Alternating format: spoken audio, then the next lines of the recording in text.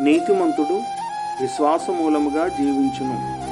గలతీయులకు రాసిన పత్రిక 3వ అధ్యాయము 11వ వచనము. యేసు ప్రభు అని నీ నోటితో ఒప్పుకొని దేవుడు మృతులలో నుండి ఆయనను లేపనని నీ హృదయమందు విశ్వసించిన ఎడల నీవు రక్షింపబడుదువు. ఏలయనగా నీతి కలుగునట్లు మనుషుడు హృదయములో విశ్వసించును, రక్షణ కలుగునట్లు నోటితో ఒప్పుకొనును. అబ్రహాము దేవుని నమ్మెను, అది అతనికి నీతిగా ఎంచబడింది.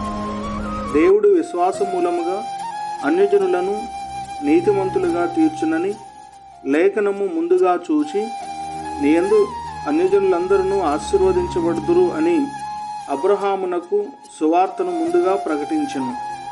దేవుడి వాక్యమందు నమ్మకము, ఆయనందు విశ్వాసము గలవారమై దైవనీతి ఆశీర్వాదమును పొందుకొనిదము గాక. ఆమేన్.